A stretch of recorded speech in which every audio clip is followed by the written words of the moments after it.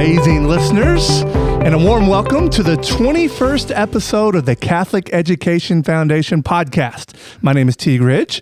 I'm delighted to be accompanied, as always, by Mr. Rich Lecklider. Rich is the president of the Catholic Education Foundation of Louisville and has been dedicatedly serving for about a decade now. And this month's special guest is Mr. Louis Straub, who holds the distinguished position of president at Independence Bank. Independence Bank stands as the lead sponsor for the 16th annual Salute to the Game luncheon event. Louis is a true Louisvillian. His roots are deep intertwined with this city. His journey led him to be the role of president at Independence Bank when the St. Matthews branch opened in 2018. Gentlemen, how are we doing? Fantastic. Wonderful. Thanks for having us. So, Louis, let's start with you here. Welcome to the show, obviously. Thank you. And before we get to the Salute Luncheon event, tell us about yourself and your family. Well, let's see. I'm born and raised here in Louisville, Louisville Question, Ballard High School, went on to the University of Kentucky. I have a wonderful wife of 26 years, Elizabeth, and two daughters. Madeline, our oldest, she's a senior up at the University of Kentucky. Okay. And our youngest daughter, Anna Claire, is a sophomore at the University of Georgia. Fantastic. Doing the joy. Now, are they doing the sorority life, or is this They are doing the sorority life, and they're very academically inclined. My oldest daughter is getting a double major in management and marketing and studied in Spain last year. And my youngest daughter is getting a double major in international business and Spanish. Okay. Wow. That's right. And here's the good news. They're almost off the payroll. Yes, thank God. That's incredible. Now, I heard you guys just discussing this a minute ago. How did you and Rich get connected? Well, Louis had his predecessor bank. He's been in banking his entire career in this community. And I was a CFO at Kindred. And I met with him and my good friend, our common friend, Joe Brenner, several years ago in that role. That's when we first met. And then, we kind of reconnected when I was at the foundation. Again, the bank was a contributor to our mission. And then when he switched over to leading Independence, things really took off. Right. And it's been amazing ever since. What a partnership. What a friendship. Thank you. Well, and let's talk a little bit about Independence Bank, Louis, because it's not your typical bank, right? From what I've found, it's much different. We are very different. We're a community bank. We're extremely socially conscious. We believe in taking care of our employees, taking care of our clients, and taking care of our community. And we cannot think of a better way to take care of our community than being partners with the Catholic Education Foundation. We are the fifth largest community bank in Kentucky. We've got assets of $3.6 billion, headquartered in Owensboro, and I started the Louisville franchise 5 years ago. When I came on board, there were 40 banks in Louisville. We were in last place, and we finished last year in 18th place in market share, so we've been blessed. Now, I know you had a kind of a larger corporate role in that world before Independence Bank. What led you to Independence Bank? Well, I was loving what I was doing, was not looking for a job. I had a big role at J.P. Morgan. I was managing 11 states for our government business. I lived in Louisville, had an office in Chicago and Louisville, and spent a lot of time in the airplane. And it was coming to a crossroads in my life where my wife and I were talking, and our kids were getting older, and I was looking at getting an apartment in Chicago and leaving the family here.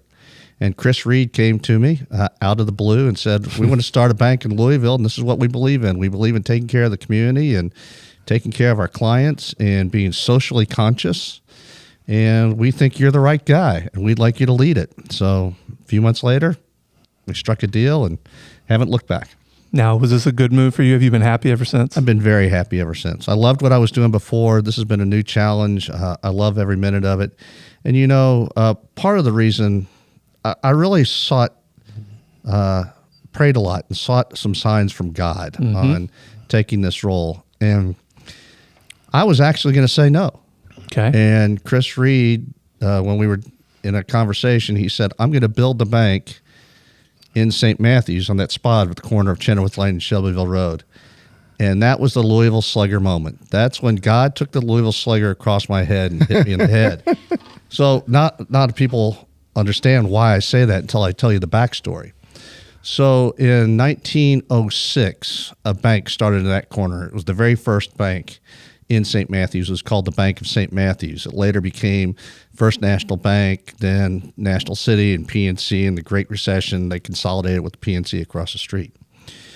But in the 1950s, when the Bank of St. Matthews sold to First National Bank of Louisville, my great uncle, my grandfather's brother, was president of the Bank of St. Matthews. Of that one right there. That one right there. Right there. Oh, Same spot. That spot. Okay. So It's destiny. we built a new building there, of course, but I got to come back on the same ground and start another community bank and reinvest back in the community like my family had done, or a branch of my family had done 70 years earlier. How do you pass that up? That's You a great can't pass story. that up. Can't, a great couldn't story. pass it up. Yeah, that I was love God speaking to me and speaking to me and my family, and I knew that's what I needed to do. I mean, that's fantastic. What a great story.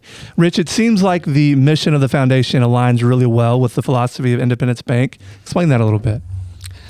Yeah, listen, we're both kind of chasing the same thing in terms of helping people in our community. And Lewis can talk about their slogan. I mean, our slogan's "The answer is yes." They're here for good, and he can talk about what the kind of the double meaning of that. Yep. At Independence Bank. And it just kind of aligns the two organizations to be open to whatever challenge there is in the community, whether there's more kids to help go to Catholic schools, which is essentially our thing, or how the bank can reinvest in the community to make it better. And Lewis, I'll let you talk about kind of the philosophy behind Independence Bank. It's pretty interesting. Sure. So, we have the slogan, "We're here for good," and it really has two meanings. There's been a lot of consolidation in the banking industry over the years. And Independence Bank, 30 years ago, we were the fifth smallest bank in Kentucky out of 400 and some odd banks. Today, we're the fifth largest, and it's all organic growth. And it's organic growth because what we do is good for our communities. It's good for our clients. We've never merged. We've never bought anybody. We believe if you have the philosophy of taking care of your employees, taking care of your clients, and taking care of your community, when you buy somebody, first thing you do is you fire half the employees. Right. Then you got disgruntled clients. You fire half your clients. Yep. And then you stop making donations. And so the community's mad at you, right? So what we do is we open brand new operations wherever we go. We're privately held, so we're not at the whims of Wall Street. We're the family and the management team, we own more than 50% of the bank, but the employees, they're the second largest shareholder. It's an ESOP, and they own 20%. That's awesome. So 70% of the bank is owned by everybody that works there. And we collectively make a lot of decisions on how we want to move forward. And two of the things that are on the top of our list every year, we just did this again this year. We do what's called the Big Five. What's the most important thing to our employees? Number one is never sell. And number two is give back to the community. And that's what we do. And we give back as much money as we can, but more importantly, we have our employees, when we bring people onto our team, they believe the way we do, and they're often out there volunteering in the community and really want to make sure that what we're doing is having an impactful meaning in the community. And, our employees love working there. As a matter of fact, we're ranked number 2 best place to work in Kentucky for large companies. Okay. Wow. And in Louisville, we're considered a medium-sized company, and we're the number 1 best place to work in Louisville. So, you can kind of feel it when you walk into one of the branches, right? It just feels a little bit different. It doesn't feel stuffy. It's there's art. There's different things in the branches. I don't know. It's just it's a very cool different way to approach banking, in my opinion. Well, you guys are in how many counties now? We're in 14 counties across the state, and each county we go into, we build a signature location like we have there at Shelbyville Road and Breckenridge Lane. Or Chenoweth Lane actually. It's looks like Independence Hall. Yeah. Right. And you walk into the building. It's very classically designed. In our building in St. Matthews, it's a 2-story atrium as you walk in, and in the ceiling. In the bank, we did a mural, a stained glass mural, which is a 250-year history of St. Matthews. That's what we do. We do things that are a little bit different to really be part of the community. Right. And then, so you walk in, it's very classical design. We still have tellers, but we have all the technology you need. We don't believe in 800 numbers. It's that high touch, high feel type of place. It's banking the way it used to be. Yeah, it's awesome. Well, and it's a company that's really working well. I mean, from there's small roots in Owensboro, right, to now be in 14 counties in the state, pitched up a tent here in St. Matthews. Guess what? Now they're growing here as well. And we'll talk about it in a minute, but the amount of reinvestment that Lewis and his team are making in the community it's not just us, okay? There's a lot of other causes that they make a very meaningful impact in. And it's great to see an organization like Independence Bank make that kind of difference. Well, it takes great leadership too, right? I mean, it takes the right people to grow a bank that way. I mean, you're not going to just do this just because you want to. It takes the right people in the right spots. So that's obviously part of why Lewis is here. Well, it goes to the core and the fundamentals of the bank. I'll never forget. So I come on board to join Independence Bank. We're in our temporary offices way far out in the East End. I mean, if you would, I can't believe clients came in and had faith in us because we looked like a shop that could fold up their tent at any minute. Right. We had folding tables and rented computers. Right. So, but I'm here for only about 3 or 4 months, and the United Way asked me to head up the United Way campaign. And any other company would have said, no way, we've just made a big investment in you. We're making a big investment in this community. You need to spend 100% of your time getting this bank running. Right. No, the answer was, is that important to Louisville? I said, it is. Then we fully support it. See, that's fantastic. Bingo is right. That's the kind of operation you got across the system, and I've certainly seen it in Louisville big time. Well, let's talk about something else that's important to Louisville, and that's the Salute to the Game luncheon event that's coming up on September 21st at the Galt House Hotel. Lewis, how did the bank become such a prominent role in leading this event? Well, we had Jack Sweeney, who was my mentor for many years. I worked for Jack, and then I started the bank here. Jack had retired. And got Jack out of retirement. He came and worked for us. So, Jack Sweeney was on the Catholic Education Foundation board. We started talking, and we realized what a great partnership it could be to help the Catholic Education Foundation. And it really fit in with one of our core pillars of our own foundation. That's education. Right. The best thing you can do for somebody is give them an education, because you give them an education and they're taken care of for life. Oh, yeah. Right. So we looked at a lot of different ways that we could get into education, and there was not a better choice than the Catholic Education Foundation. When you give money to the Catholic Education Foundation, you've got virtually no staff. Right? There's only 7 of us. Yeah. Right. And so your money, 99% out of every dollar. Right. It's going into scholarship. Yeah, the flow through is really amazing. Yeah. That's what we're really happy about. And that's what our donors want, right? They want their dollars going to work for somebody else. Absolutely. And we've been able, by the grace of God, to do that. Now, we haven't announced it yet, Rich, but we're getting close to that number being even bigger this year, right? As far as the amount of kids that we're helping?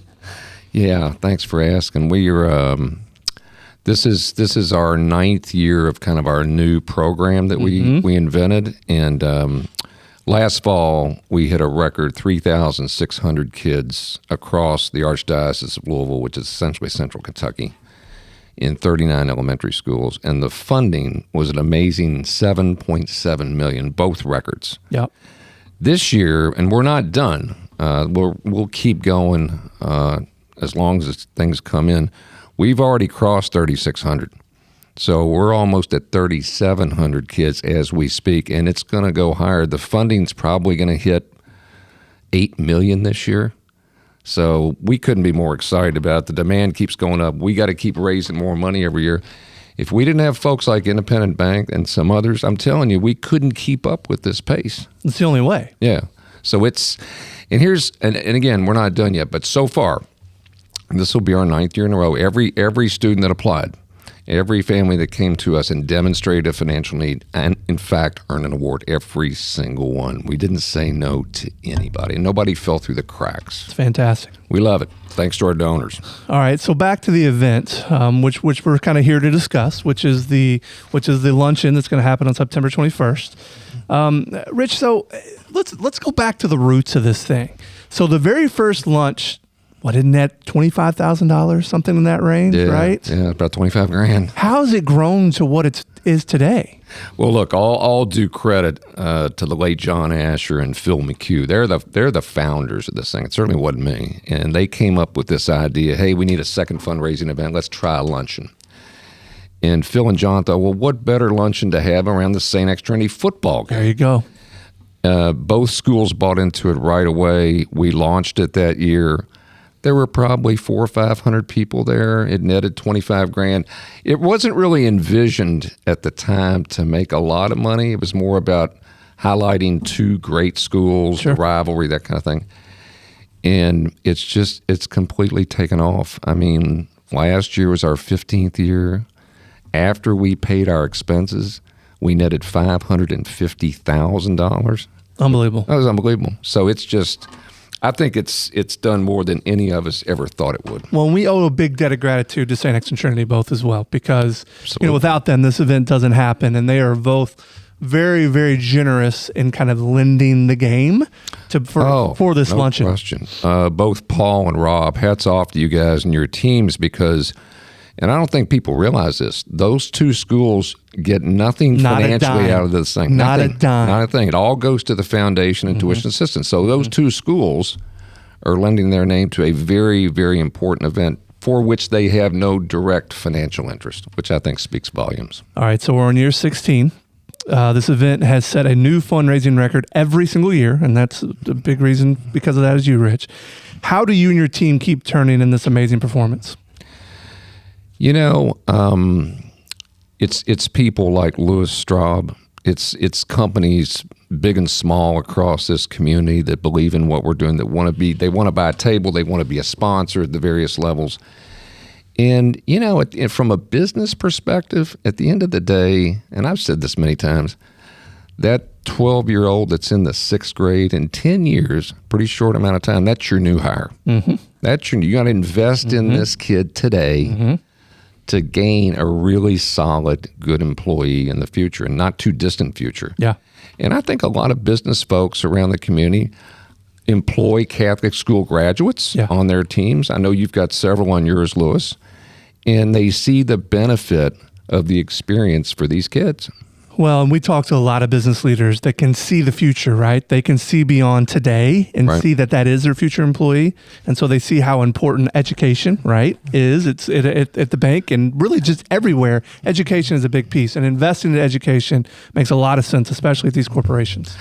Yeah, for example, Brad Savko at Independence Bank, one of your right-hand guys. He's a Trinity grad, went to St. Patrick's School. His family's now at St. Patrick. That's right. It's one of your all-star employees right on your team that just went to Catholic schools, worked hard, and he's enjoying a great career at Independence Bank. He was also the quarterback at Trinity, too. There you go. Yeah, he had to follow Brian Brom. That's a toughie. That's a tough role. Good luck. That's a tough gig. Yeah. Good luck. All right. Well, Louis, so we've talked a little bit about how philanthropic the Independence Bank is. We just had Wilt Week, which you guys were a big piece of, correct? Yes. Let's talk about that a little bit. Mm-hmm. Sure, love to. So it all started by one of our employees, Sarah Gant, saying, can we put a box out on the teller line and ask our customers to just drop in a donation, a couple bucks, and That's how this started. That's how this started. Wow. Yeah. Okay. That's how this Just started. an idea. And just an idea. Later that week, I went to hear the then acting police chief, Jackie. She made a presentation at a CEO roundtable for GLI. And she said, one of the number one things we need to hear from the business community is that we're appreciated. We've had a really tough few years. We're down a lot of officers. Mm-hmm. Morale is low. People need to hear we're loved. So I came back and started talking to Sarah. We then called the police chief of St. Matthew's, Barry Wilkerson, and we told Barry what we wanted to do. He said he loves the idea. Okay. Next thing you know, he gets Ashley Pratcher, who's on his team, Cindy Bailey on my team, Sarah Gant. They met, and 6 weeks later, we had Wilt Week. All 100% volunteers. We did a car show. We did a bike show. We did a Jeep show. We had a softball game against policemen against firemen. We had all kinds of different family activities. In Texas Roadhouse, on Tuesday night, they opened all 4 locations and donated 100% of their profits to the Wilt Fund. We were there that night. It was awesome. It was awesome. And we had, the best thing was, I guess about 3 weeks before the event, I sent out about 400 emails, personal emails to different people I know, different companies. Hadn't received anything back. I was looking for those corporate sponsors, and we had Air Hydropower, a CEF supporter. We know them real well. They are fabulous folks. You cannot ask for a better group of people. They said, Lewis, we want to donate the cost of the van that Officer Wilt's going to need, $90,000. Wow. So one group of guys. One group of guys. So they donated $90,000. We raised a bunch of other corporate donations from very generous people, and it was just a very wonderful week. And it started with one idea of someone that wants to put out a box in the teller line. Never discount any ideas. Fantastic. Incredible. How much did that accumulate to? What's the? So we're up to $170,000 so far. Wow. We've got some other folks that are doing some things.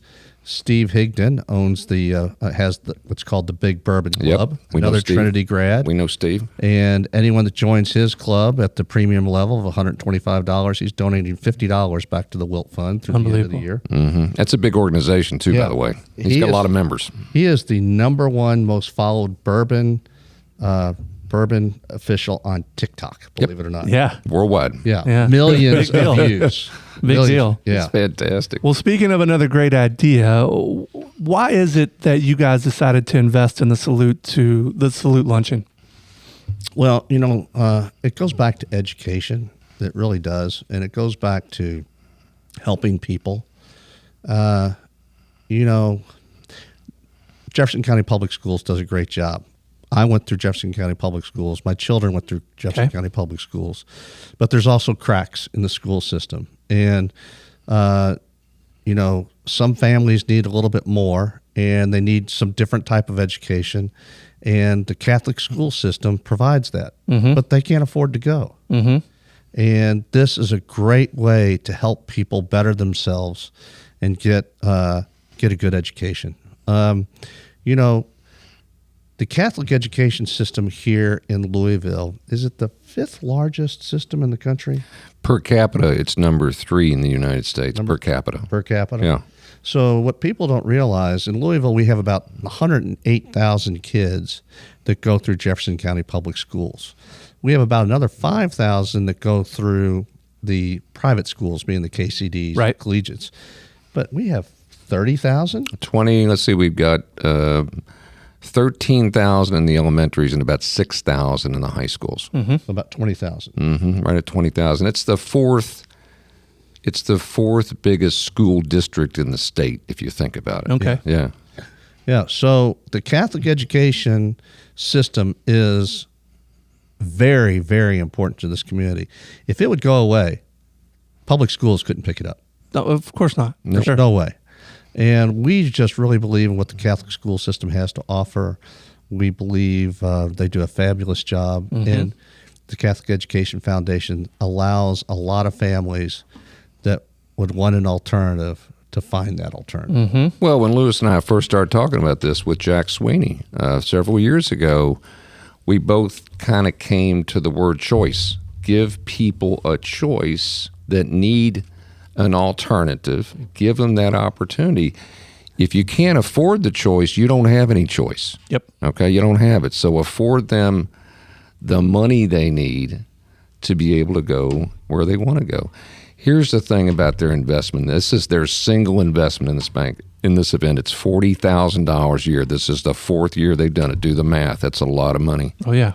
And every year that they do this, if you look at the averages of the average funding for our students, that investment alone helps 35 kids go to Catholic school for a year. That's a classroom and a half full of kids. One investment by Independence Bank. It's awesome.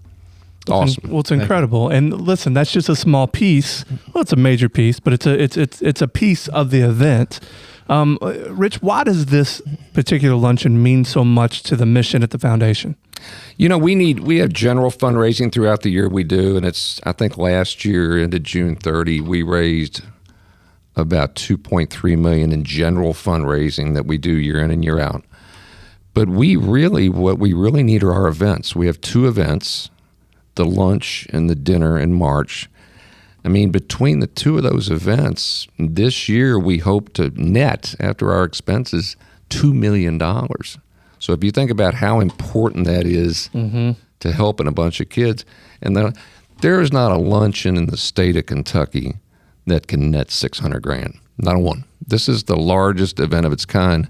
We're super happy that Lewis and his team have agreed to stay with us on this thing and make such an impact. And we'll announce in September, maybe early October, the final results of this thing. But we're on pace for another record year. And we want to invite as many families as we can to join the Catholic school experience, if that's what they want. And the event itself is a lot of fun. There's a lot of back and forth. Tony Vanetti is the MC. He does a fantastic job. The thing that a lot of the business people love is you're in and out in an hour.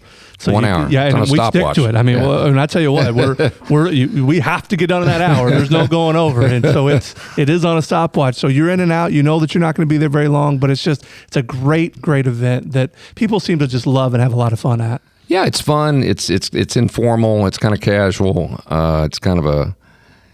It's a great way for people to network in this community. It's just, that, and there's the back and forth. And Lewis told me a couple of years ago he actually likes Trinity more than St. Axe, but I got over it. Okay.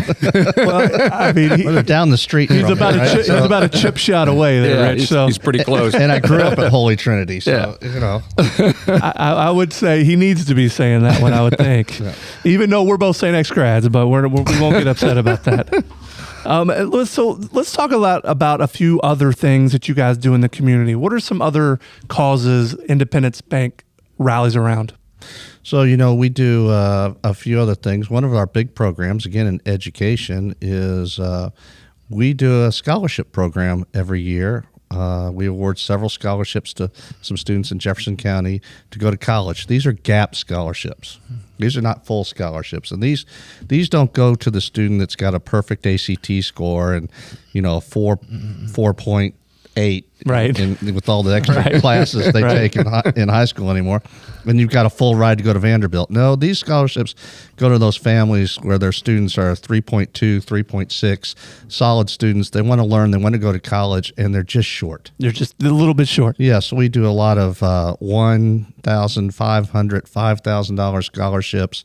There's a couple $10,000 and $15,000 scholarships, but it's just enough to get you over the hump. Yep. And so that's one of our big programs, and our bank's been doing that for over a decade, and we've given out, started with one $10,000 scholarship in Owensboro, and today over 14 counties, we've given out a little over $1.5 million in total. Wow! So last year was about $160,000. So you guys aren't just saying that you're part of the community. You guys show it. You do it. It's real. Oh yeah.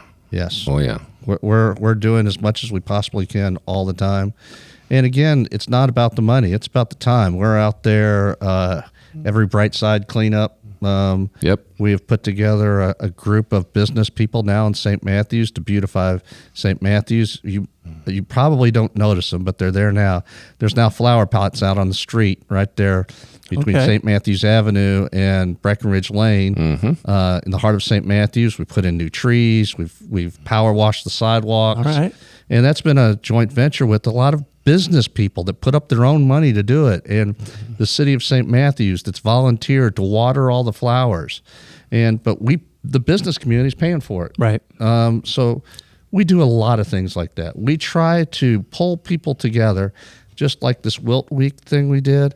The total cost involved with that was maybe $1 $4,000, and we raised $170. Wow. It was all volunteers. Fabulous. Sure. So What amazing return. Absolutely. we look for ways to leverage relationships for the betterment of the community. And that's what I love about CEF. You know, everybody I've ever met that's been involved with the Catholic Education Foundation, every one of your sponsors are just dedicated to this community, so generous, so nice, and wanting to make a difference.